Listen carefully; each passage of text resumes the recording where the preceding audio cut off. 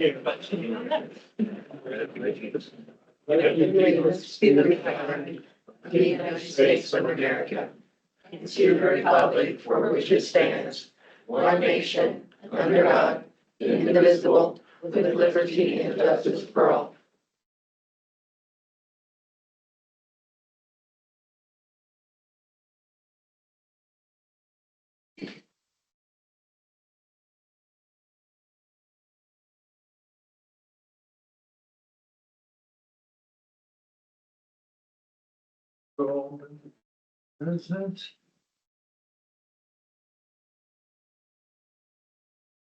If there is anybody from the public who wants to make a comment to the board, they will need to go over to the table and read the script.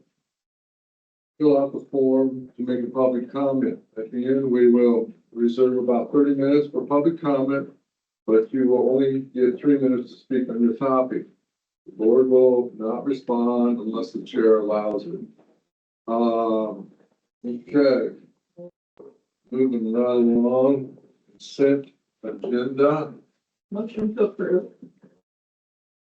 Second. Discussion. Hearing none, all those in favor say aye. Aye. All those opposed, like sign. Hearing none, motion passes. Next up is Clara McDowell, secretary at the jail. You sure? You talk to them about it? I'm sorry, what? Have you talked to them about it? Yeah. Well, welcome aboard, Claire. Can you tell us a little bit about yourself? Yeah, my name's Clara and I came from Court Administration here, for the state of Iowa. Oh, is that right? Yeah. Okay. You'll be working at the jail? Yep. It sounds like a great move for you. Thank you. Yeah, I think it will be. It'll never be boring. That's right. Okay. Well, we meet here on Tuesdays at 10. If you ever get too bored, then you can come and see us. We'll keep her busy. Okay. Well, welcome. Good luck. Thanks. Okay, next, Brandon Burmeister, interim engineer, public hearing, proposed road vacation of the portion of Harbor Lane in section 2, township 75 north, range 34 west, Pot County, Iowa, approximately 1,138.7 feet, and signing resolution 4325 regarding disposal of said property. Motion to open public hearing. I'll move. Second. Paul? Chairman Belt. Aye. Supervisor Jorgensen. Aye. Supervisor Miller. Aye. Supervisor Wickman. Aye. Supervisor Shea. Okay, anybody in favor? Anyway. In favor? Yeah. Yes. You want to speak there? Yeah. Anybody like, okay, and speaking against? For pleasure. Motion closed. Second.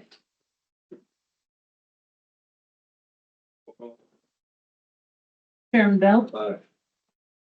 Supervisor Miller. Aye. Supervisor Wickman. Supervisor Jorgensen. Aye. Supervisor Shea. Okay, now we need a motion or second to approve the authorization board to sign road vacation for the portion of Harbor Lane in section 2, township 75 north, range 35 west, Potawatomi County, Iowa, approximately 1,138.7 feet. Signing resolution number 4325 regarding the disposal of said property. I'll make that. I'll go ahead. Second, whatever. Yeah. We got Shay and discussion.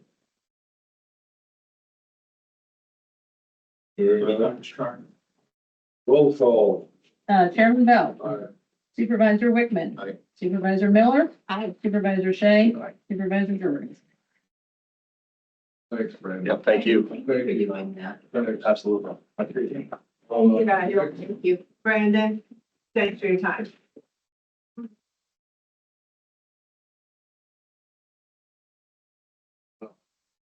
Up, Brendan Baker, President CEO of Iowa West Foundation update and discussion on the grant award cycle 2. She's gonna do something about the temperature. It's gonna be cooler tomorrow, I promise. It's one more day. Isn't it cooler down by the water? Ain't that what they always say? No, I don't think so. Okay. So I sent to Jeanette last week, sort of a listing you have in front of you just this morning of the official press release. It's got a little bit more information if you have any questions, but I'm just gonna, as I always do, sort of run through some of the priorities that are relevant for the Potawatomi County. So in this cycle, we have 3 each year, as you know. We allocated more than 4 million to more than 40 organizations. You'll see a lot of them are relatively small rural grants. We're focusing on those rural communities a lot more than we used to, I think. And one of the top priorities is supporting young people. We won't know that in order to grow and succeed, we have to have a young population that's coming behind us and wants to stay here. And so a lot of what we've given out this year is really serving that young population from birth to graduation. So just going through the list quickly, we've got a couple of fire departments on here. Carson is at the top of the list with our usual 10,000 allocation to any volunteer fire department in Potawatomi County. The Family Crisis Center toward the bottom of that page, that is actually based in Sioux City, but it serves especially Southwest Iowa. It's a call center where families who are having some sort of a crisis at home and have someplace that they can call and find out what resources are available to them. The Food Bank of Iowa on that page is specifically for rural counties, to have backpacks for kids to take home with them. Green Hills, that's something we've been doing going on 20 years now, where we support the all-day 4-year-old preschool. Every school district in Potawatomi County has eligibility for that. How many years did you say that? Almost 20 years we've been doing that. So. Got some data. We do. Thank you for asking, Chairman. A year or so ago, the state of Iowa, every year the state of Iowa looks through and they determine kindergarten rates across the state of Iowa. The last one that I looked at, which was last year, Potawatomi County was #1 in the state for kindergarten readiness. And if you think about our demographics, there is no reason why Potawatomi County should be #1 in the state. We have great schools, we have great teachers, and we have support for those kindergarten readiness. What we have found through data, with AEA providing good data, is that those students who go through that 4-year-old all-day preschool, they come in at on par with all of the students in their grades. And so do they maintain that? We have put a lot of other systems in place to make sure that kids can maintain that level of performance, but to give them a level playing field when they start out, that makes a huge difference. And we want to make sure all kids in rural Potawatomi County and in Council Bluffs have the chance to do that. Do they measure again, what, 3rd grade then after that? I think they do.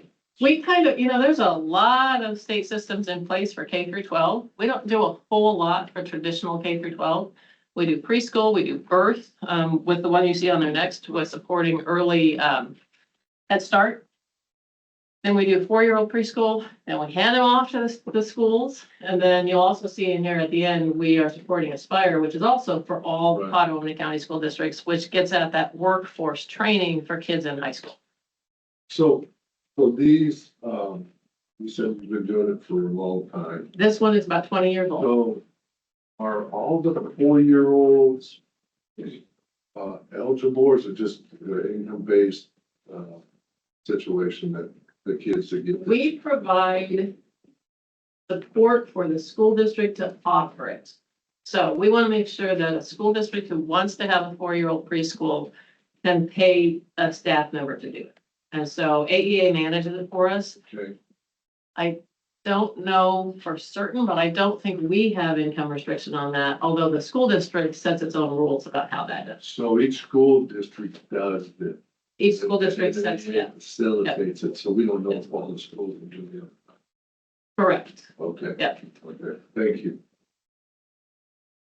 Okay, moving on to the next page. Of course, the county trails coordinator, you heard from Matt Hinkes at, one of your last, I think it was last week. Iowa Natural Heritage Foundation, that is for School of the Wild, which is coming out of the University of Iowa, but it's specifically for Potawatomi County. They do some sessions up at Hitchcock, allows certain grades to go up and really understand what our wilds look like here in Potawatomi County and get out in nature and experience it. We also are extending what we refer to as our belonging grants out to rural communities. That's essentially an opportunity for, we tweaked it a little bit. It was focused mainly on, neighborhood groups to try to get increased membership and engage their neighbors and develop some connections among neighbors. Now we're going out to rural counties. We're going to do sort of a push for that probably next month so that rural communities can come up with programming, events, activities that help tie their communities together, because it's those ties in those rural communities that make them thrive. I think we all know that if we've been involved in rural communities. With ISU Extension and Outreach, Speak Up, Be Safe, the county has, the supervisors have funded that pretty consistently, and so we are participating in that again. NAMI, Southwest Iowa for mental health. That's to develop some expertise among peers so that they can assist in rural Southwest Iowa. Going on to the next page, the Potawatomi County Conservation Foundation is raising funds to upgrade and update the exhibits at Hitchcock. They've been there a while. I think it's time to get those upgrades. So we're putting some money forward to help them raise the rest of that. Southwest Iowa Housing Trust Fund, this is something we've worked with for a long time. This is for upgrading, updating, improving owner owned homes that need maybe new entrances. They don't have safe steps. Maybe they have some rotting floorboards. It's things that will help upgrade homes where owners may not have the means to upgrade them on their own. Trainer, another volunteer fire department grant, and then, as I mentioned earlier, Aspire, that's our program within the high schools to make sure that all of the districts in Potawatomi County have the opportunity to offer some sort of job training. Again, the districts decide what it is that's best for their students, and we support that with fire. So a lot's going on this session. Yeah, but I see that one up here, the historical Dodge House out there, see stuff on it. Oh, and then the UP Museum and then the rails. Rails West. Museum down here. They gotta figure out a way to create some, whatever, because those things are gonna need replaced in another 15, 20 years, and very gracious to you guys, but can't. We have some terrific historical sites in this town, Dodge House, Roll Cage Jail, Rails West. Right. So I know that, there's funding available at the state level. How many times have you heard me say part of our goal is to leverage everything we can get from the state? So Southwest Iowa is getting our fair share of state and federal dollars. So hopefully, I know that for the Dodge House, they have been applying for some state funds, and one of the things we're trying to do is provide them with a match, so it helps them get those funds. Because this Roll Cage jails some desperate repairments, needs tender loving care, and apparently the female thing did too. So. There's the UP, they're just a tenant, right? Yes. Yeah. Scott, you and I were involved with that a long time ago. The time capsule thing, I still in there. How long ago it is. Okay, any questions? The three of them hooked up. Yeah, no, I know, they all hooked up. Yeah, Real West. yeah, hopefully it all works out. Brenda, with the Aspire program, I'm assuming that Underwood just chose not to submit a request. That is correct. Thank you. Brenda, I have a question about the Dodge House. Are you familiar with all the historical artifacts are up there? I am aware.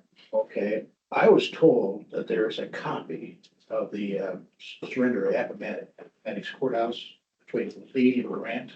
A copy of that surrender is at Dodge House. Do you know that? I have no idea. They have a lovely collection of artifacts. That would be a big deal if they had one. I certainly would think so.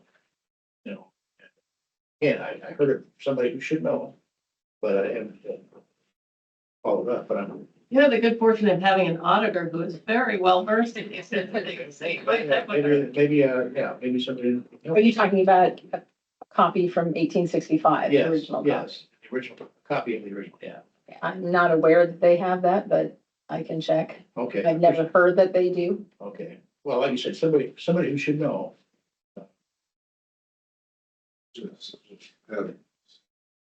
Well, Dick Miller. I think. Well, he's the one that told me. There you have it. So, Cindy, can I ask you a couple? Of course. Tell me a little bit about Dibs for kids. So Dibs for Kids, we've been working on reading, improving reading skills for a very long time. We tried a lot of different approaches to it. We like what Dibs for Kids is doing. Dibs stands for something about books in all households. So this provides books. And they've been very successful in some other schools within Council School District. They're expanding that program into Bloomberg. But we've been really happy with the results that they're getting with this particular reading program. And then, that's just, I didn't hear it. Together Inc. Oh, thank you for asking. Again, you heard me say many times that the best way we can address homelessness is to keep people in their homes. And it's a struggle for some folks. And so the $150,000 is allocated to Together Inc., but it is specifically to be shared with organizations that serve at-risk populations in Council Bluffs, working very closely with Jenny Edmondson Foundation on their Caring for Our Community.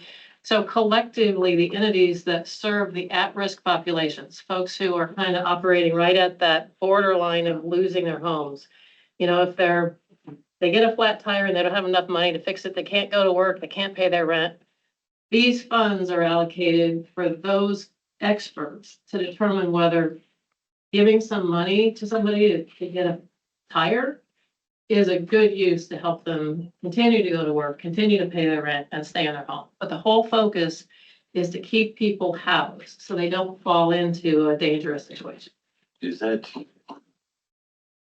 primarily focused on Council Bluffs, Potawatomi County, or It is primarily focused on Council is Bluffs. it operated out of Council Bluffs? It is, yeah. Awesome. Together Inc. Together Inc. has moved their housing program for the metro area to Council Bluffs.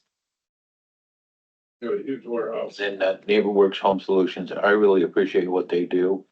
So I think that's a really good. And we added another one. So we support Habitat, we support NeighborWorks, and now we've added HouseWorks, which is coming into, serves the metro, but has been focused in Omaha. They're coming in. They really focus on elderly folks who can't afford to rehab their home.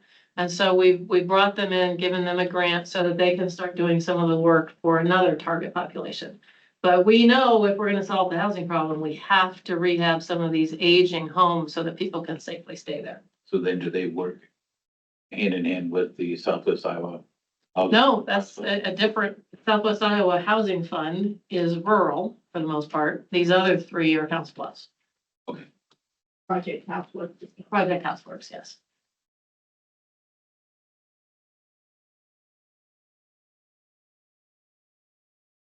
Then you haven't stumped me yet. You do at least once every meeting, so I'm waiting. Project HouseWorks, where'd you see that at? It's on the second page. Underneath County Conservation Foundation. Hang on. Right. I'll give you that. Oh.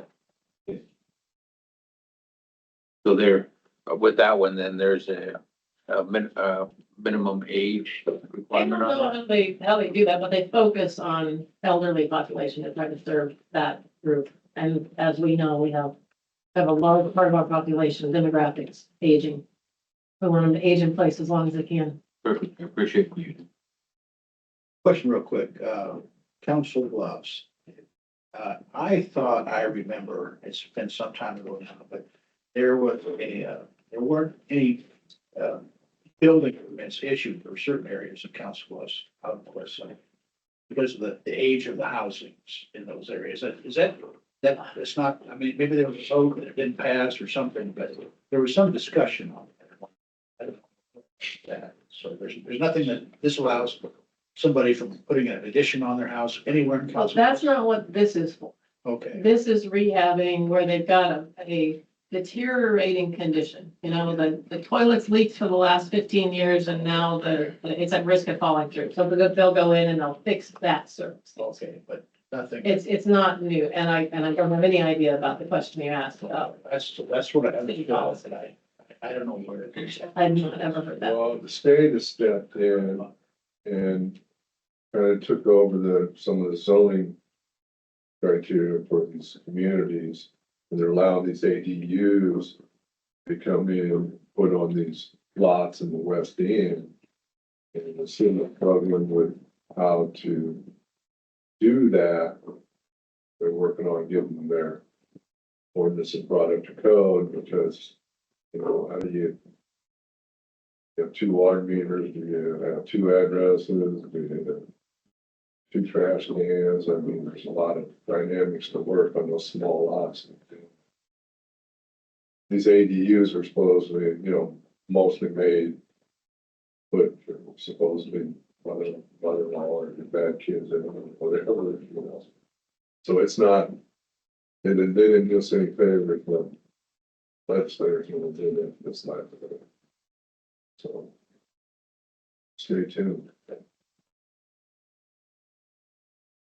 Anything else for Brenda? Thank you. Well, thank you for all you Thanks, do. Brenda. What's up? You got still 2 open seats or did you get some applications? We're in the process. We can fill as many as 3 in 2026. And so we've just started the interviewing process. We have 7 nominees. Great candidates. Looking forward to finding the right people. And then, this next grant cycle is when? The next grant cycle, letters of interest are due September 1st, applications due September 15th. And then paid out in December. Yeah, the board makes a decision in November, so, yes. Did you, you see the story on the meeting revenue on your, right? We have keep pretty close tabs on that, as you might guess, as do you. You may not remember, but when Nebraska first passed, the law allowing gambling, state of Iowa, as is required of them, the Racing and Gaming Commission did 2 separate studies about what the impact would be in Council Bluffs across the state when Nebraska and Illinois both changed their laws on gambling. The state predicted as much as a 40% loss of revenue on the western side of the state. The fact that Ameristar and Harris are down less than 10% is credit to how well they are running their business, how well they are competing against Nebraska, and the quality of amenities that they offer through that. So I think we should, our partners in gaming have the income that comes from that to the community has made a real difference, and they are putting forth a very strong effort to make sure that they continue to be good, strong businesses in Council Bluffs. I may have mentioned this before, but I got a phone call across the river about gaming in Nebraska, asking us to see if we could facilitate no smoking in our side of the river. And I said, that's not something that's not in our control. I think they're upset about that. So I guess there's no smoking on that That's correct. side. Smoking. So that's probably could be. So the sports booking stuff seems to be where the growth is right now. The sports, Yeah, sports wagering. Is there a specific use for that? Is that going to a separate? bucket? yeah. These are the questions you should ask. These are the stumping questions. Yes, gaming revenue is allocated. Gaming revenue is handled very, very differently than what we think of as casino revenue. The percentage that comes to the state, that comes to people like us, the qualified sponsoring organizations, is much, much less than standard game. And so, I can get you answers to how it's distributed, but the revenue off of sports wagering is, in terms of the state budget, almost insignificant. Yeah, does it come from, does it drop back to this far locally, some of that funds then? We do collect some You as do- a you do qualified get some. sponsor organization, But the yes. state gets the lion's Um, share of it, the way it looks to me. that is, I don't know. Okay. Iowa State, I think, did a study sometime ago. Money that moves from different counties into Guadalupe because of gambling. Do they still do that kind of a study? The Racing Gaming Commission every 7 years has to do a full study, and those are always available. I think the most recent one should be a couple of years old, and they are always available on their website. And I think I need to get out of here now, because this is getting, it's getting way out of my realm of knowledge. We got my meeting coming pretty soon, don't we? October. Yeah. Great, Well, again, thank you. thank you very much. Tell all your staff and stuff. Absolutely. Yeah. Thanks. Yeah. Okay, Trish. Coming up, are you gonna stay there? Thank you. Okay. Chris Barnard, jail administrator, discussion and decisions, to sign contracts of independent contractors and positions agreement, general assistance agreement for the jail. And you all got your updated copies last week. The only thing that changed is the amounts. They should reflect the current amount for this year. And then, I think the date also changed, or we removed the date, because we need to put the signing date on it. Second that.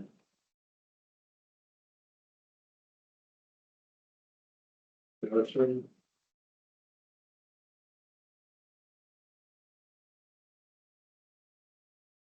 Do they have, they have automatic renewals on it? You should make, yeah, automatically renew for 1 year. Any other discussion? All those in favor say aye. Aye. All those opposed, like sign, hearing none, motion passes. Okay, Trish Barnard, jail administrator, discussion on an Iowa Primary Care Association. Yes, I'm not sure everything that you want to know. I'll just kind of give you a little update on where we are at. We signed the contract with Iowa Primary Care. Still a lot of questions from both sides, concerning how things are going to go down the road. They don't have everything in place yet, but they feel they need to have in place. We're working alongside them. We're going to continue, as far as our contract is concerned with them, it's business as usual. So our navigators, the two navigators positions that we have will continue to provide support for all of our inmate population that's being released to the community to make sure that they have the resources that they need to help them be successful. And they'll follow them for about a 3-month time period afterwards, just to make sure that they're doing okay. And we'll be getting ready here at the end of this month is quickly approaching, so we'll be sending in our first invoice to them for the work that Tom and Amy initially did. We posted for that vacant position, and we ended up with 27 applicants. So pretty excited to see. Quality, From what I can see, yes, what does this cost us to join this primary care association?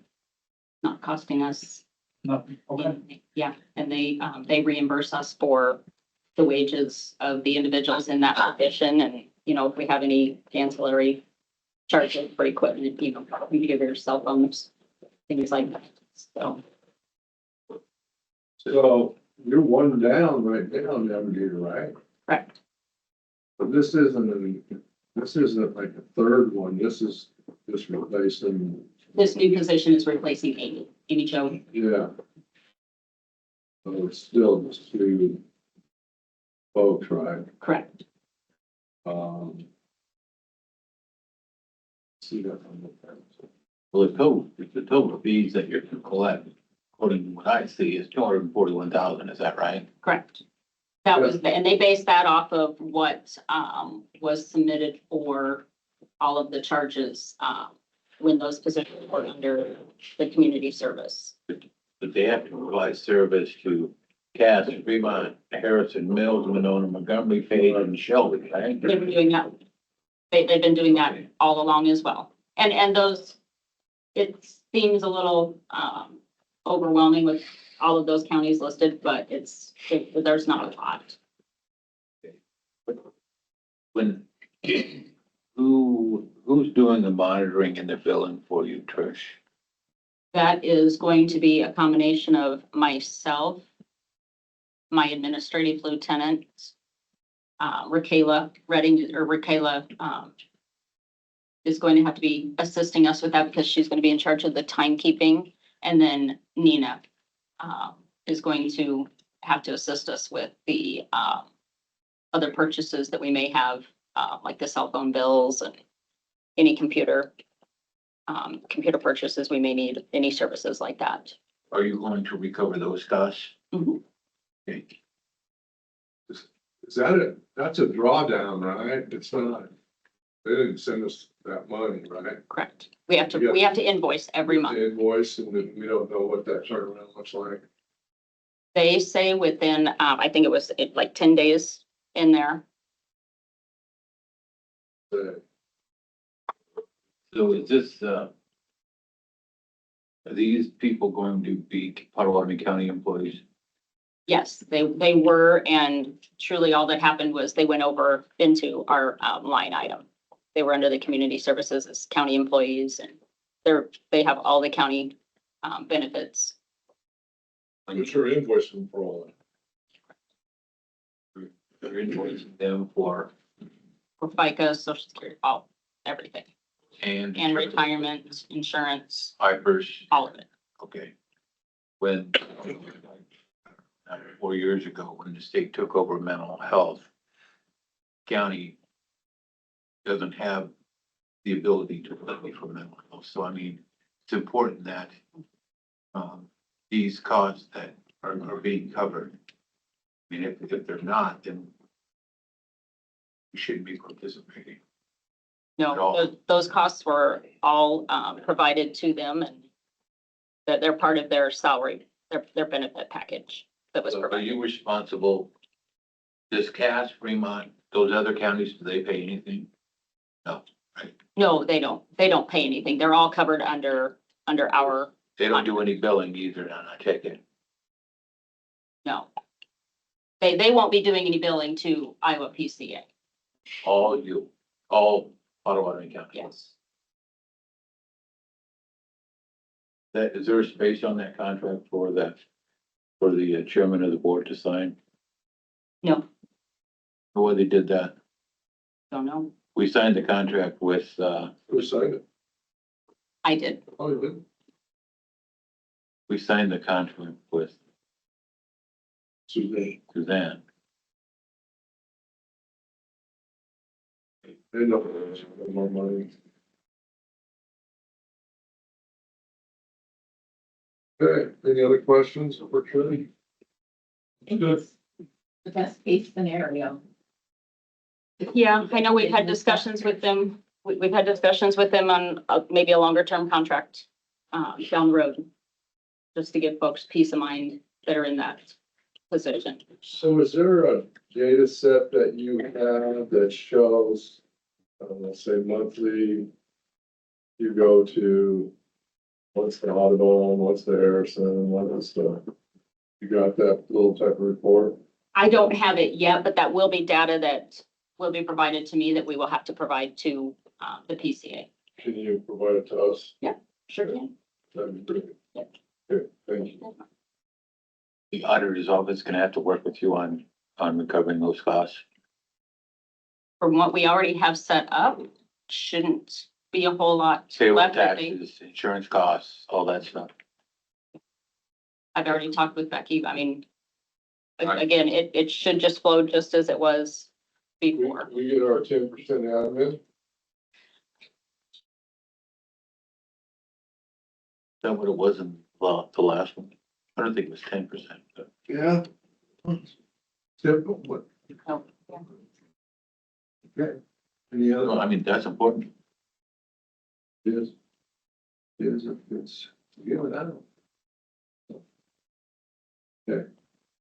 thank you. Thanks, Trish.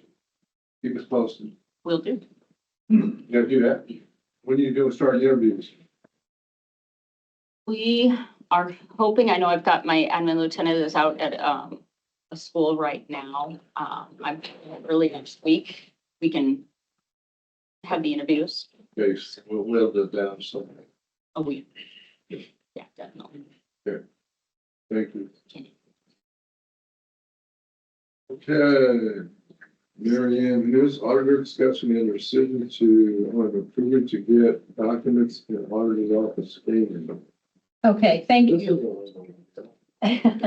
Thank you very much. I mostly wanted to come to you today to share with you, and Jamie is passing out some code sections that kind of back up what I'm about to say. I wanted to visit with you today to share some information about a situation that exists that I think puts Potawatomi County at risk for being out of compliance with the Iowa code. Sections of code Iowa code 331 and 468 dictate that the county needs to permanently maintain all of the records of the drainage districts, the real estate transfers, the plat books, and all of their indices. And unfortunately, none of these documents have been scanned in a manner that will preserve their content and also to make them available to the citizens of Potawatomi County. Should we have a flood, fire, tornado, or even a plumbing leak in this building or a sprinkler leak, these documents are gone, and then we are out of compliance with the code of Iowa. The fact that these documents have not been digitally scanned is concerning, but then I had another thought in the middle of the night about 6 weeks ago. And it concerns the 525 employees that the county currently has.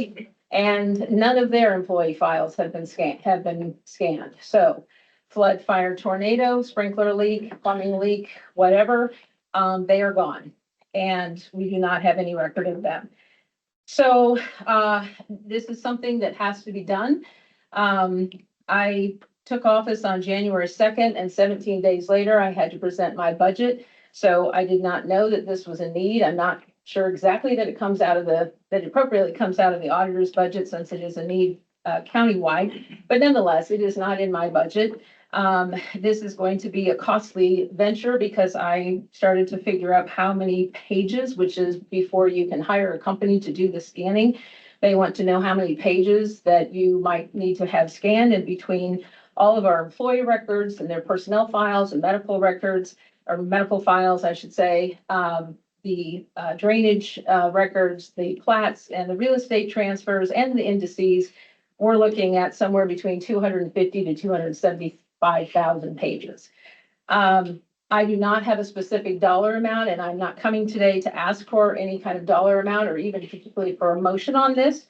But I wanted to bring it to your attention so that you are aware of the need and to go for it, so that I can go forward knowing that I have your blessing to look at vendors whom we might select.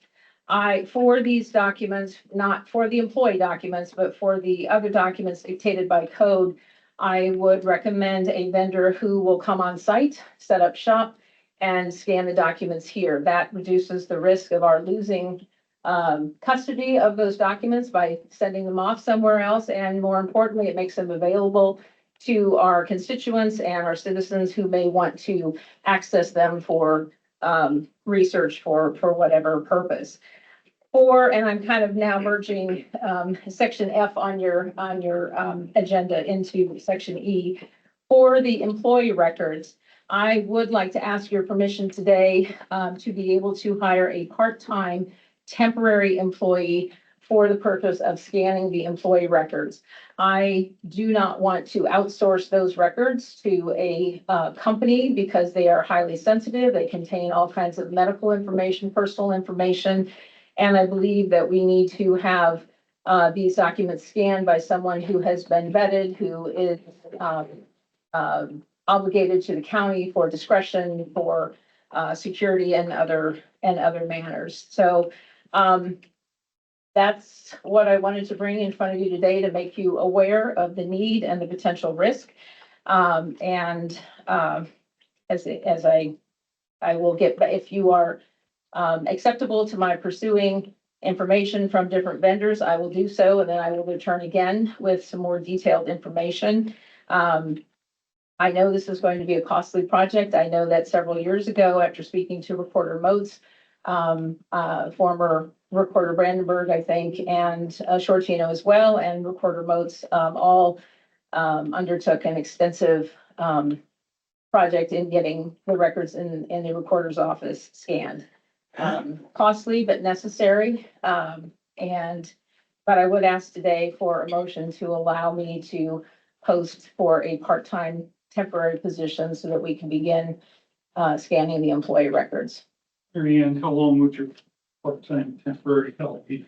Have any idea? Well, and I specifically want a part-time person because I think that if someone is tasked with scanning documents 8 hours a day, I think that it's tedious work. I think you lose your focus and you lose your attention to accuracy after a certain period, which is why I don't want a full-time person to do this. Close to 175,000 pages in all of those records. I don't know, maybe 6 months, maybe a year. I would think within a year, certainly, but again, I'm not, I wish I had a better answer for you, but I can only guesstimate at this point. Priority is definitely there. Yes. So, that I'm clear on this, let's just say there's 600 employees. So we're just gonna do the current employees, right? And everybody do going forward. Correct. We're not doing anybody that's gone or any No. past employees. No, and actually, the employees, yes, right. It should, who's gonna be the proofer of the proof? The proofer of the proof. Yeah. So, and, Just like you said, an individual doing this. right. The only errors that are made typically are by humans. So who's gonna guarantee the data? One person scanning and then somebody validating, matching. Well, I mean, ultimately, I would be, but again, Okay, it's on record. It's gonna be well, you. I mean, we trust our employees to do the, Well, we're not, I mean, this is a part-timer, right, so. right. I have someone in mind whose discretion and confidentiality I am familiar with and would trust wholeheartedly. Pass the tests that we give them. What's that? They'll have to pass all the Of tests. course, absolutely, Yeah, absolutely. But, shouldn't see, they're still taking them that long to do that.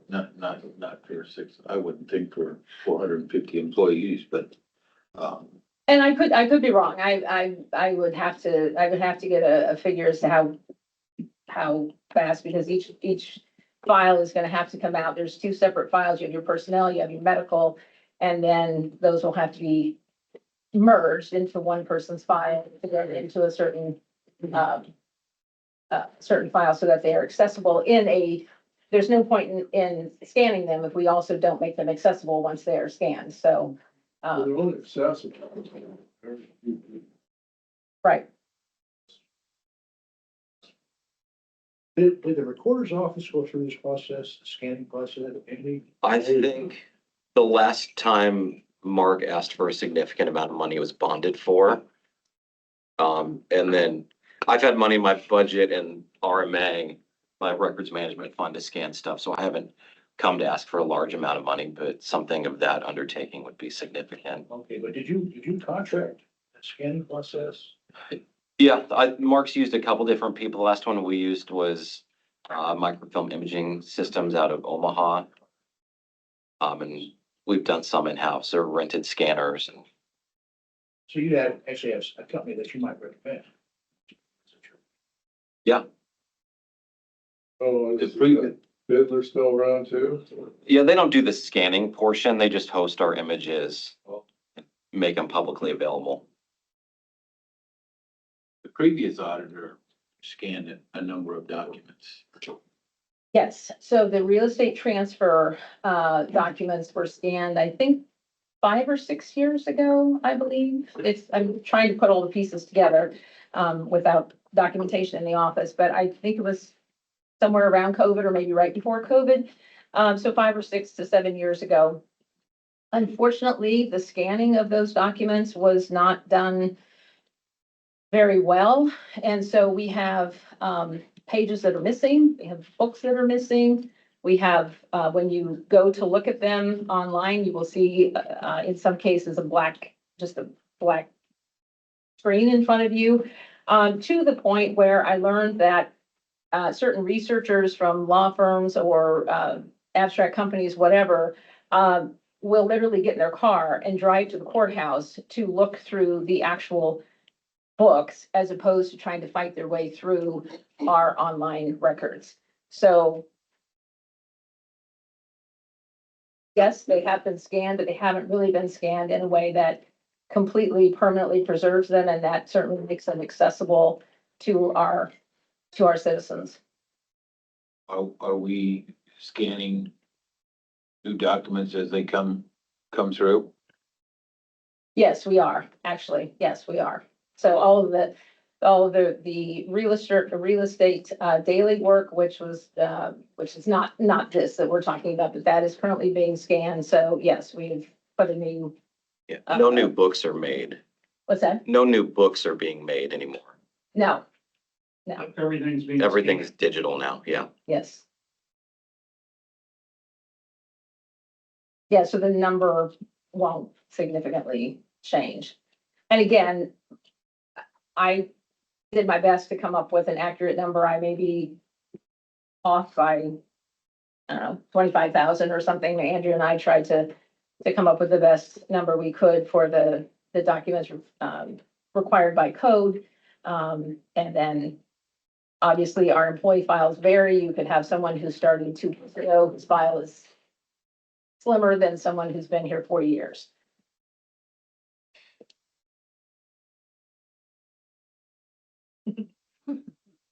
Somebody's personnel file that's been here for 20 years. I'm sorry, I If you apologize. look at someone's personnel file Yes. that's been here for 20 years, is it up to date?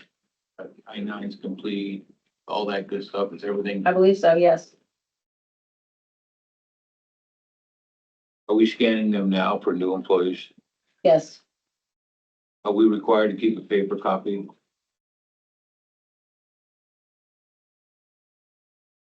I don't believe so. I don't believe so, but currently right now, that's what we have to work for. But I'll double check that. I don't think those to the best evidence. In the state. Change the things this past session. Maybe it was the one before. They've started changing in the law. I was actually in the legislature to allow counties to digitally store their records. Correct. I know that a lot of counties, even though they have their records digitally stored, they also keep the hard copies. I mean, I would never get rid of our transfer books that are even once we have them scanned, I wouldn't get rid of our drainage books. I wouldn't get rid of them just because they are now scanned. It's just that the danger is that unless they are scanned, once they're gone, they're gone.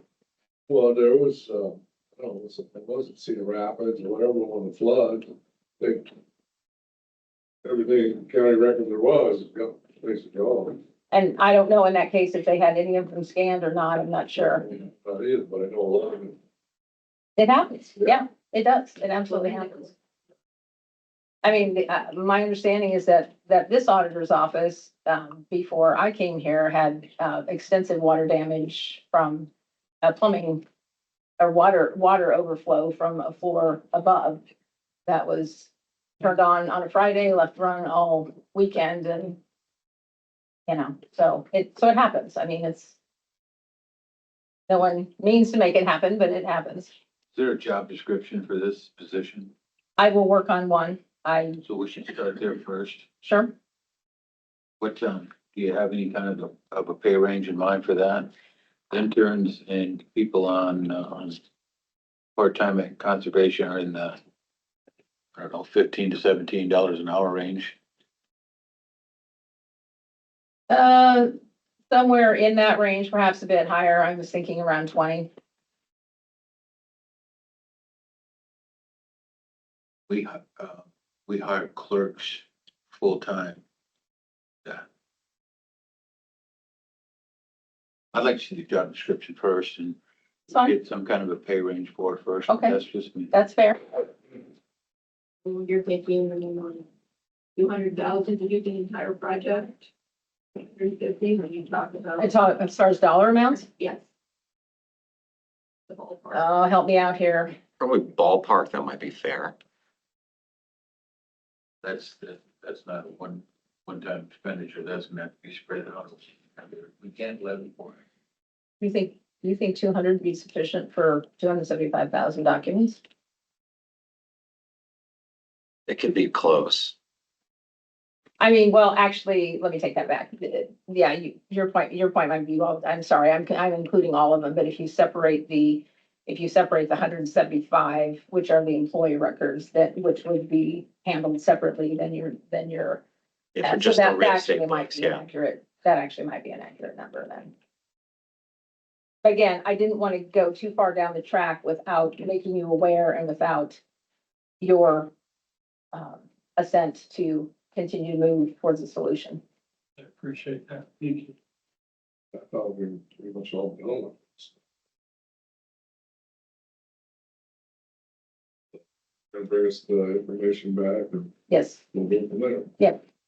There's no action needed on those today. no, thank you. With the old books and stuff. They down in the Andrews room?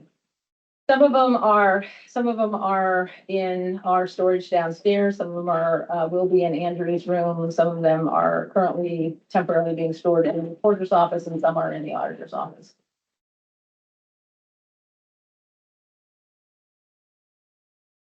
Yeah, I like it. Did I say Andrew's room? Uh-huh. And this shouldn't cost as much as yours, right? No, it's not. Your pages were a lot larger than most of the documents that you have. Her transfer books, they're about the same size book and there's about 600 pages per book, depending on the size. They're large books, but like we have 2,000 books in our book room and she's looking at 100 plus transfer books, then whatever drainage and all that. So it's not as big of a project.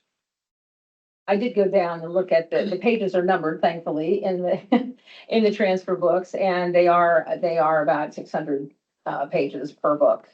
And there's roughly 100-ish books of there. So there's 60,000 right there.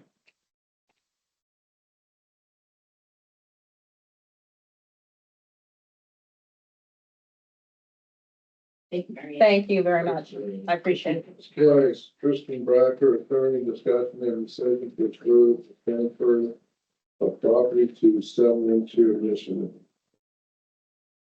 So this is the Minster Street or Minster Springs Street property that we have talked about quite a few times. The county had a tax sale certificate on it. Then we've redeemed the tax sale certificate. So the county currently owns this vacant lot in 712, and I believe, I can't remember if it's NeighborWorks or Habitat, or all three of them are. There's 3 properties together. Yes. And each of those organizations is going to build the same footprint on those 3 lots, bringing 3 new single-family residences on the tax sale, or back on the tax roll that we haven't been. It's a really exciting project. I believe Habitat's already broken ground on theirs, and it will be fun to watch this whole project go forward. What's the address? It doesn't have an address because it's a vacant lot. It's right on the corner. I don't know. Main Street and No, what is? North Eighth. North Eighth. the one we've been working on for about 3 or Yeah. 4 Got years. burned down? Yeah. Yeah. So this, agreement is so that, 712 can take ownership of the property. If this is entered into, then we will prepare a deed to give the property to 712 officially. And then I believe the taxes will need to be abated by both the county and the city. I think that's We're gonna have to the, update it too. I'm not sure. If they do, then we will get that taken care of, but We can abate the taxes. The city has to abate any special assessments. Yeah. so, and it's my understanding that 712 has been working with the city as well. And so it should be a pretty smooth process from here. This is just, asking the board to, allow the chair to sign off on the agreement. So moved. Okay.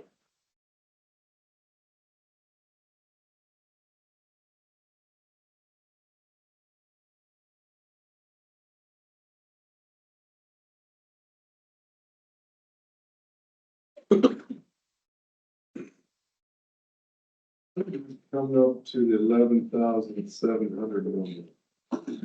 I believe that's the assessed value of the property. The,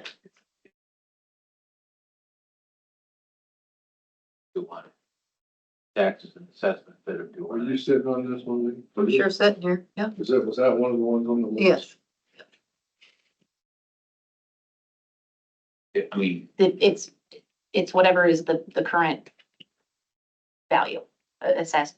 You said the taxes and in assessments. special assessments. I Special mean, it could be assessment. 40,000. Yeah, I mean, nothing's gonna happen on that piece of property. Yep.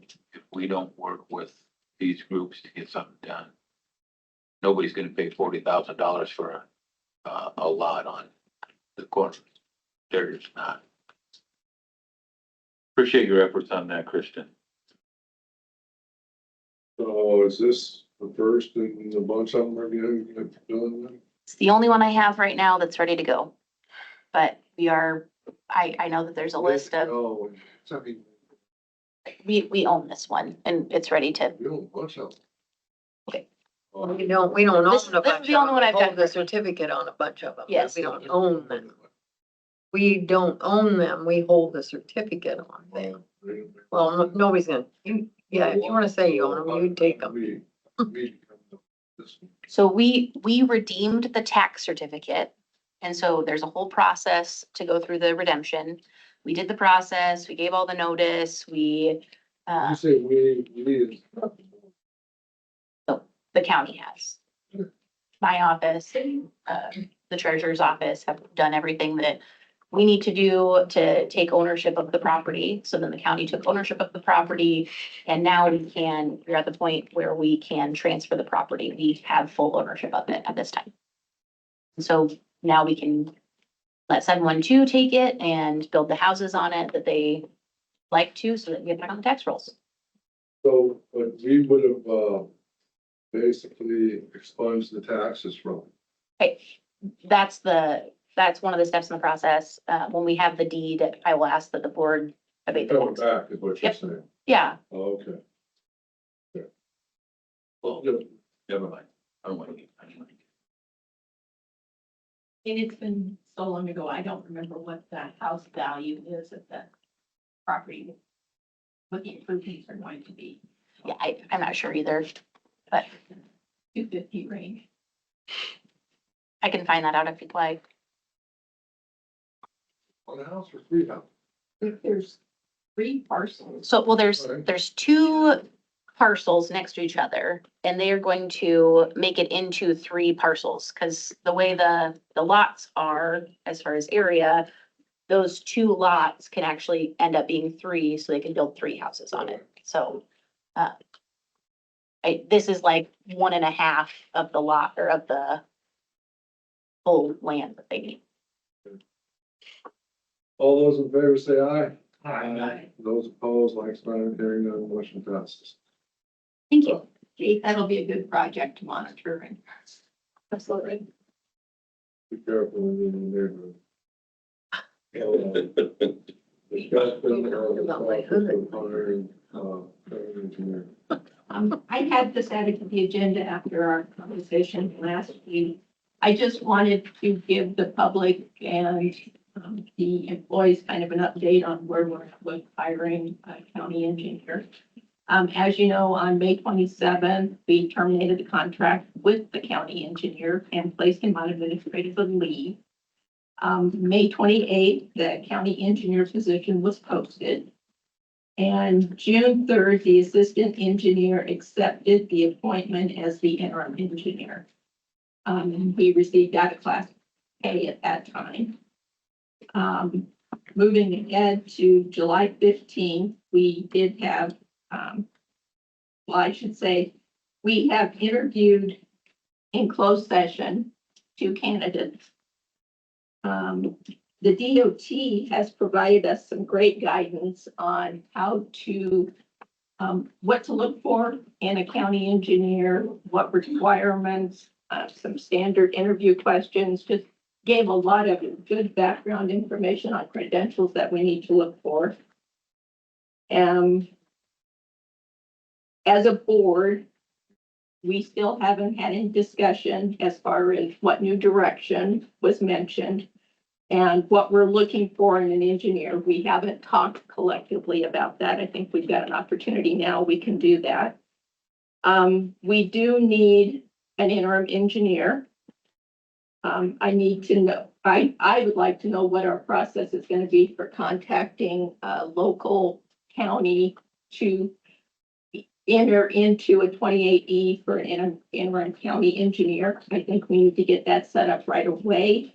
The instructions for getting from the DOT, we've got some projects that require an interim engineer with a plan to hire an engineer. I don't know if we can model our 28E off of the one that we just entered into with Harrison County. It sounds like a good starting point to me. Harrison County engineer retired. That's correct. So it was the Harrison County engineer that our Pot County engineer went up to cover for them. That, Their new one resigned too. yes, that's correct. So there's no sense talking to Harrison County. We can work with Mills County, Montgomery County, Cass, Shelby. You don't have to work with a county engineer, they just have to have a highway engineer license. And that's part of the guidance that the DOT. That's guidance, that's why it's called that. Why they're sticking their, so we don't stick partners in the DOT business. Okay, so what's our plan? Our engineer, we just had, we got one. Job. You know, once, I would like to make a job offer today to the candidate that we interviewed, I think, 2 weeks ago. And then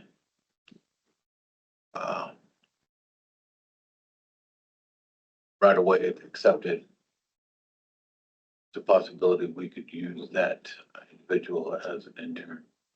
That's the interim. But I agree that we have to do something. We could, if we absolutely had to, we could hire, or have a engineering firm with a, engineering license to handle any projects that require state federal funding that require signature. So rather not go that way. However, that's not.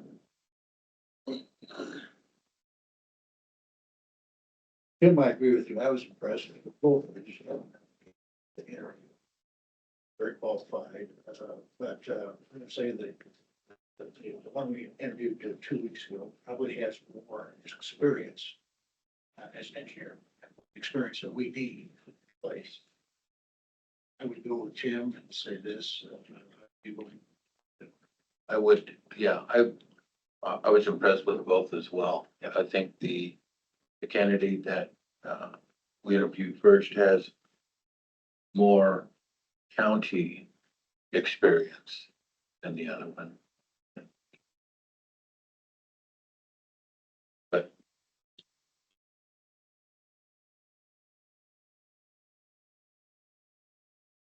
Well, anyway, we can move on to the next agenda item. I just wanted to make sure everybody knew that we were working towards a solution.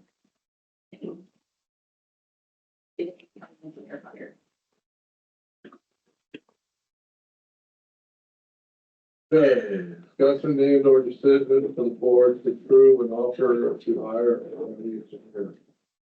I would make that motion to offer the position to the candidate we interviewed 2 weeks ago.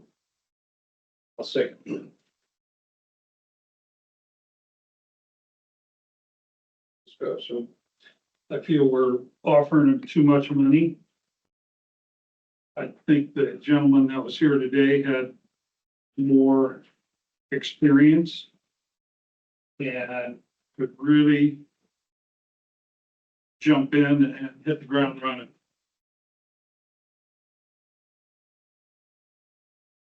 No doubt, we've got some issues we need to overcome in the county. And I think by bringing a total outsider in, I think we set him up with success.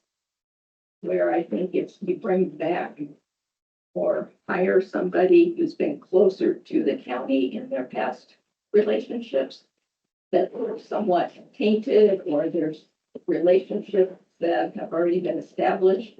And I just think it would be better for the county to go in a new direction and somebody who is totally new to the area. I think the first gentleman we interviewed did have information that I was very interested in, and that's expanding our residential development in the county. He was very articulate with the direction he was wanting to take Butterworth County if he could get the job.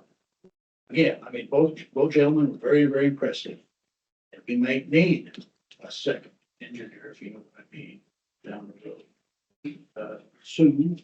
And so I'm gonna say we got to go already interview two. I'm gonna say, let's 10 offer the job. The first one we had to do, I think he'd be a very impressive county.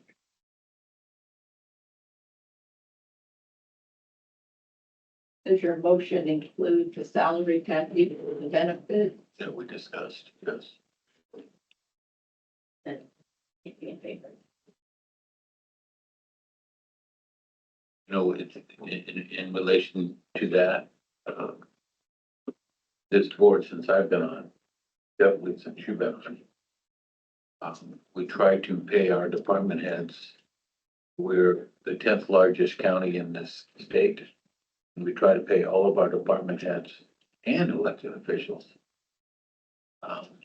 in that top 10 range. And that's where that salary was put in. That's rational for that.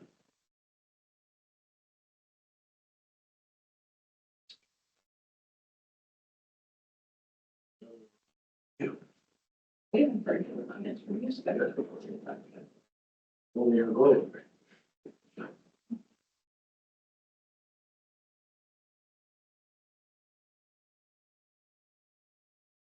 Roll call. Chairman Belt, Aye. Supervisor Miller, Nay. Supervisor Wickman. Aye. Supervisor Jorgensen, Supervisor Shea. Nay. Okay. The boss treasurer discussion and decision on hiring and pay of clerk 2 at step 3. Hello, I put out a job application and it's very hard to hire for my office due to the fact of the busyness, the stress, the challenging. I'm not saying about any other offices or. Yeah. The lines are long and this person, I feel, she's even coming down from $24. And we start them at 19, which I think it should be higher than that. And they keep coming back day after day. they don't complain too much, but I feel that she deserves it.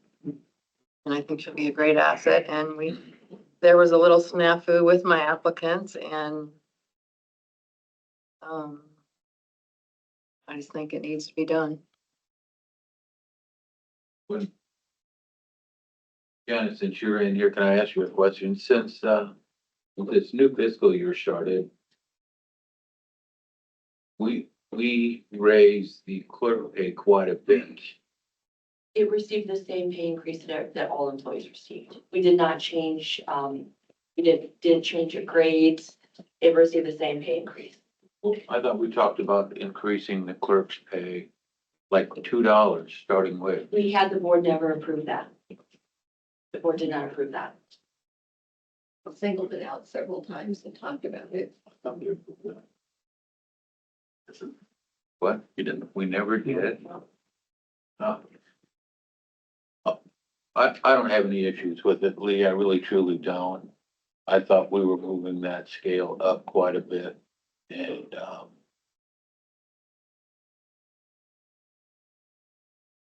I'll take the blame for that. I thought we did that, so it should, never mind.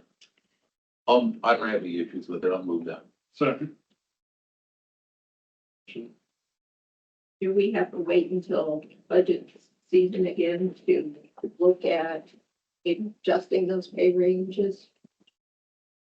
Get the wheels moving, start doing some analysis. Here, we did to move that up. Yeah.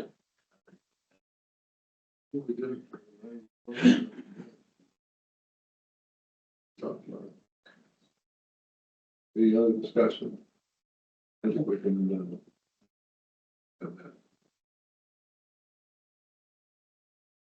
Services. Okay, all those in favor say aye. Aye. Those opposed, like sign. Hearing none, motion passes. Janet Limerick, Director of Human Resources, discussion, setting on meeting, recycling center operations, job description, position, grade 17.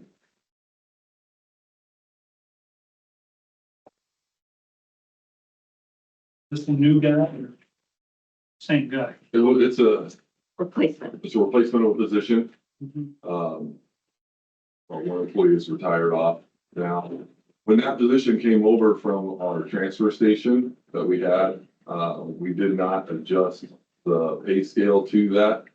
The transfer station, they weren't responsible really for running, a skid steer or heavy machinery. Now that we're at the recycling center, we have a skid steer to manage. We have a baler that has to be run and maintenance, and we have our compactor that has to be run and maintenance. So the pieces to the description really kind of came up, and I need to be able to have enough funding to hire a capable operator because they are in tight conditions.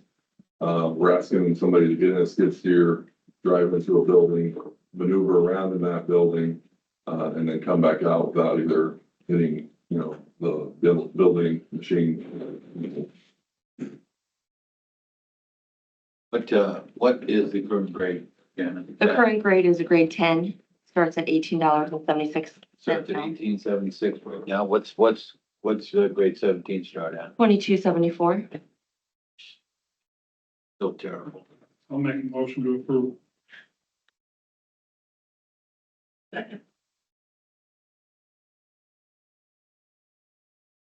Discussion. Hearing none, all those in favor say aye. Aye. Sign. Hearing none, motion passes. Janet Limerick, Director of Human Resources, discussion and decision regarding the organizational structure of the public relations department. Yes, I've spoken with both Kate and Mitch about this, and we would like to move the public relations reporting relationship to the chief financial officer. It's important for this position to have some oversight and direction. They have reach across the entire county. They're supporting the entire county, and same as Mitch's position. So as one of our department heads, Mitch oversees the entire county. He works very closely with Craig and very closely with Kate on projects, especially when there's dollars associated. So I think that this change makes sense. did you give any consideration to aligning communications with GIS? And the reason I ask that is so many times when there's an emergency in the county, GIS and communications are there together right away.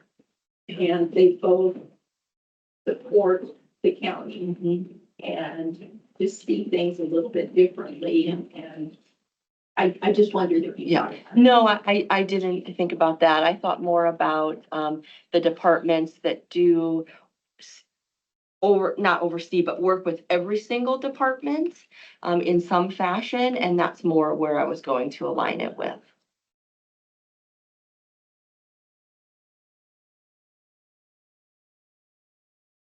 You have any issues with that? No, I think it kind of makes sense as a good fit, as you know, Jana alluded to, kind of, with working with all the various departments. And a lot of the, the emails and phone calls we get from the media and stuff like that, usually, the communication person is usually coming to me because most of the questions generally are finance related on tax dollars and things like that. So it makes sense. Be willing to step up and do that. Yeah, I was just gonna ask if there was any thought to moving Jeanette under Mitch as well. I mean, no, I'm just asking if there's been an adopted. The only reason, the only reason, Susan, I hadn't thought, I wouldn't consider that is because HR is Jeanette's backup. So the HR assistant is the backup to Jeanette and the HR director is that next one. So it does make sense for them to stay in alignment. That's the only reason I hadn't brought that one up. in regards to the PR department with Mitch, and I think when we originally hired this position, both with Greg and with Kate, was to tell the whole county story, not just when we have a disaster. True. So, I think, she's done a tremendous job today. So, I don't have any issue with it. It's, that's really what wants to do.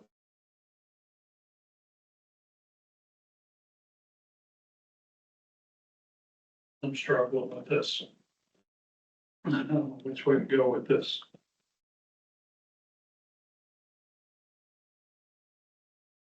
Right, I'll make a motion to, put the public relations officer. Is that the name of the Public relations manager. public relations manager under the direction of CFO Mitch Beck? Second. Further discussion?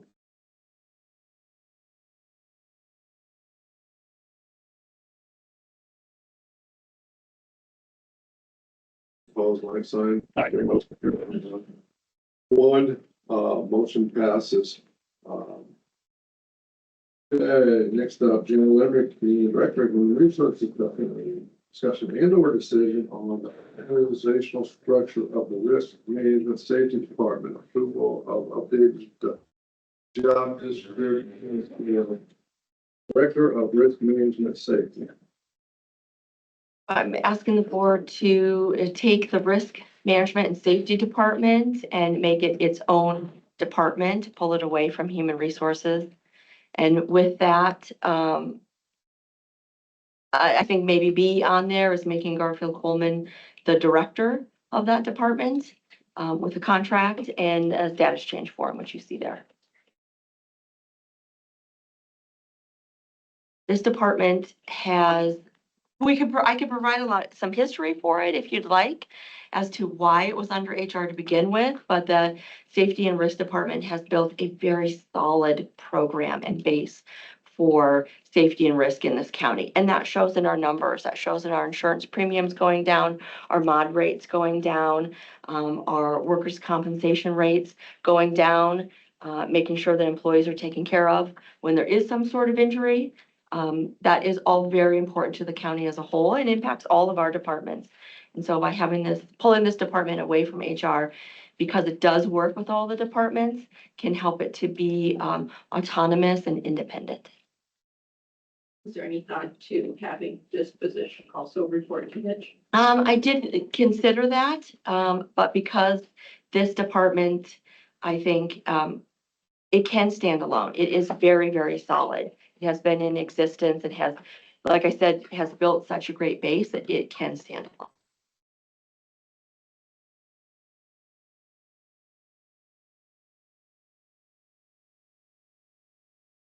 Want to contract with us rather than being Well, an I employee. think, last week I provided a document to you about the reason of conflict of interest of different situations. And potential litigation stuff that comes up depends on which department it is. And I think by being separate is the reason why I think so. I don't want to go into details of past stuff that I've been involved with. So I'm not saying Mitch would ever do anything that's inappropriate, anything like that, but I have to have some type of separation. So I don't be put in that position of conflict. And you'd be over James also. That's correct. Yeah, for redoing your contract every year. I'm here to serve the people of Pot County and the board. I would agree with you. I think the director of risk management needs to be, there, in his own right, and not be seen by what could be conflicts. I agree with you. So, I know in the private sector where I worked at for many, many years, that was the situation. With first-class railroad, for instance, risk management was a separate entity. They didn't answer to anybody, and it worked very well because UP, what's their motto? Safety is number one. So it appears the only change to the job description is the summary of the position. And the addition of ensures compliance with, I think with is that implies, with all relevant laws and regulations, promotes a culture of safety and proactively identifies and mitigates potential risks to employees, customers, assets, and operations. Is that what you're signing up for, Garfield? Yes. I will make a motion to approve the job description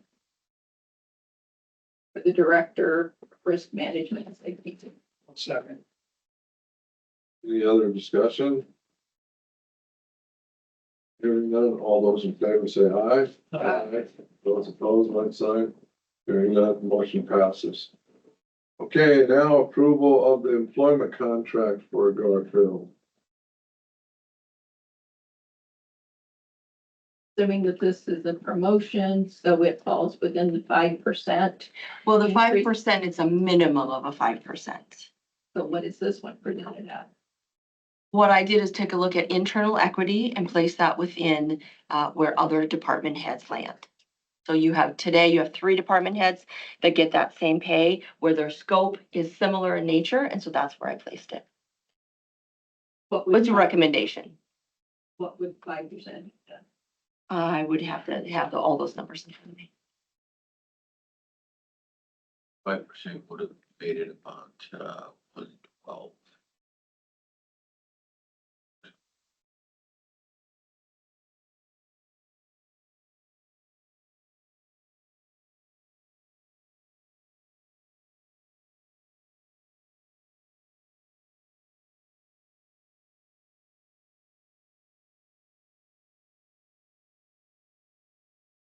The internal equity that you've done, the study places him in the appropriate place for the time that he's been in the role and for the duties that he.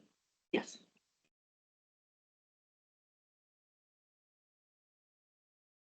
I'll make that motion.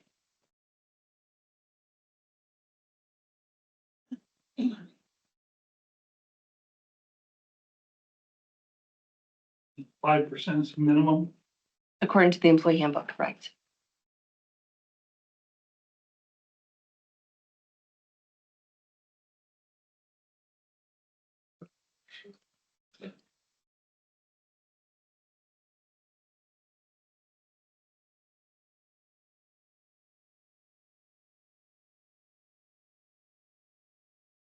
Okay, so guys, for, I think, oh, you did? I'm sorry. I didn't hear it. I didn't hear it. Yeah. Okay, so we have a motion and a second for the discussion. Hearing none, all those in favor say aye. Aye. Those opposed, like sign, hearing none, motion passed. Approval of the employment status change form. And all that status change form is doing is just putting all those pieces on that form. Yeah, I didn't think you wanted it in receive and file because you approved receive and file at the beginning of the meeting and we needed to discuss it. But that way the status change form doesn't have to come back to you when you've already all approved it. So it was just finalizing that piece.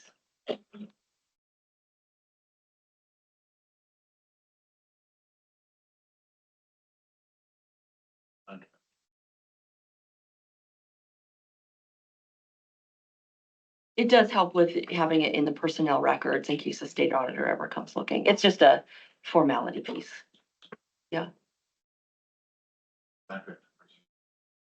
It is, yeah.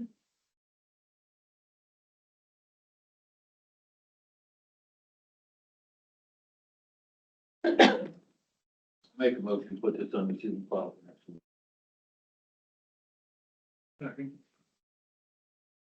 Okay, so the motion is to put this form on the receive and file. Next, next Tuesday's meeting, or status change form. Any other discussion?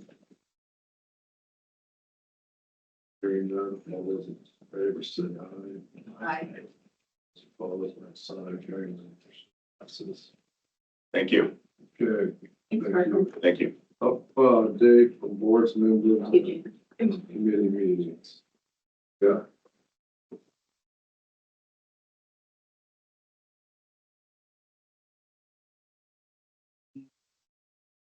Also plus the bureau or the county one. At the West Fair for breakfast. And went to the Rotary, listened to Deb Durham. And then went to the Quarter Lake Days. No, I attended one of the rural water briefings, West Bear breakfast, had lunch with Rotary and Durham. I also attended the SWIPCO meeting and they are celebrating National Public Transit Week. So in case any of you use public transit, please tell your drivers thank you. And then to follow up on Shop with the Sheriff last week, Kate had some exciting news about that as far as after just 5 days? After about halfway through our Christmas in July campaign, we're at $6,000 raised on a goal of $10,000 to make up the deficit from the previous program. So it's going great. So we appreciate all the media, especially the non-parental, helping push that out. It's real easy to contribute. You can just write a check and give it to Kate and she will get it where it needs to be. Happily. And I'm put a presentation here, so.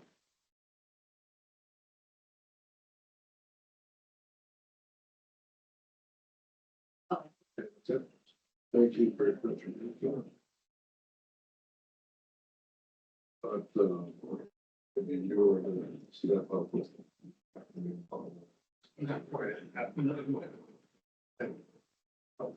I went to Mappa. I had Frederick Family Alliance get together. West Fair.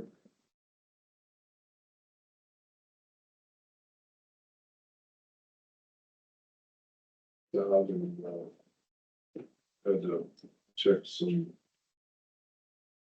roads.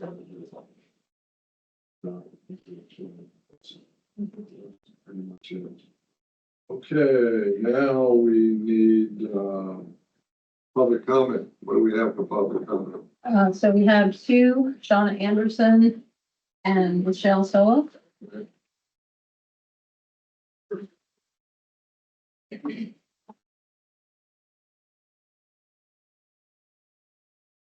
Shauna Anderson, 19377 340th Street in Oakland. So today it seemed like, I was gonna get a speak, but then it seems like you're a little confused on the Iowa code requirements when it comes to the county engineer. So the legislature first authorized counties to employ a competent person to prepare plans, competent person, not a buddy, to prepare plans and specifications for county roads and bridges in 1911. 2 years later, in 1913, the hire of a competent engineer became mandatory. The Bergman Secondary Roads Act of 1929 increased the role of the county engineer by giving them greater responsibility by placing all roads, bridge, and culverts, with the exception of state highways and city streets, under the direct supervision of the County Board of Supervisors and the county engineer.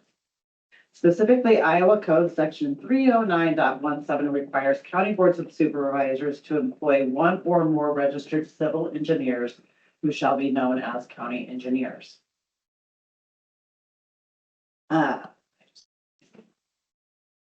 also holds the engineer responsible for the efficient and economical of said work, which seems like a really weird way that they wrote that.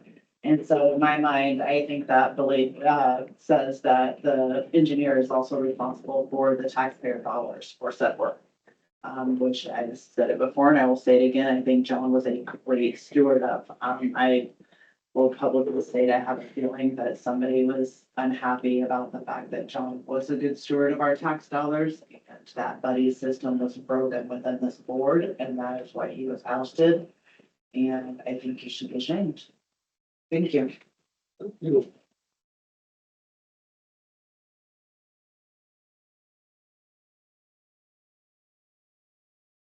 Hi, Michelle Soloff, 22732, 310th Street, McClellan, Iowa. I will be very quick. I wanted to, first of all, I want to thank Susan Miller. I was president of a board meeting and I felt like you were trying to rectify a wrong that had been done by this board. You were not successful, unfortunately, but I want to thank you for speaking up and doing the right thing. I'm kind of on the same page as her. I sat on that school board as the only female that had been on that school board, and had female on there many years, and I was talked over quite often. I'm not a quiet person. As Beth may know, I am disappointed. I think the boys club was much, and that is why we lost a really qualified, wonderful engineer. It's very sad, and I think, gosh, we have opened ourselves up to litigation to the county that will go from our tax dollars to cover that. I'm not sure. When I sat in at the meeting, it was obvious that three people were on the same page of a new direction, which tells me that had been discussed prior, which is a quorum. Anyway, the new direction was never really explained or transparent in this public meeting. If there is, and I missed it, please refer me to the agenda or the minutes of that meeting where you discussed the new direction for the county. I would also want to know if that new direction was discussed with your county engineer before that vote was made. I'm going to assume it wasn't. I'm going to assume there was probably we had three conversations. The conversation of three probably happening on their own. It's sad. And I just wanted to thank you for trying to rectify the wrong. I know you also tried to do because I think it concerns me when we're hiring a new engineer that's more of a buddy than qualified. I kind of agree with you. I think we need somebody coming in new, but disappointing. I started coming to these just recently, and boy, I'm astonished. But for those of you that speak up, thank you, and please don't talk over Susan. There was some disrespect I saw here today. Don't do that. I was on board. I did not take that disrespect from you. So please be respectful of her time to talk. Not a boys club, it's a board. Do what's right for the community. Thank you. Can I say something? resent the fact that you think I know this person that we hired as county engineer before. I had not met him until he came in here to be interviewed, and he was very impressive. So let's put that to rest. I didn't talk to any of the other board members. There wasn't three of us got together to hire this guy. I'm gonna put that to rest too. So there you go, okay? Don't point at me, please. Okay. Well, I appreciate you coming. I appreciate your comments. But I just want to clarify the record, okay? I just don't like to be pointed at. Thank you. Okay, closed session.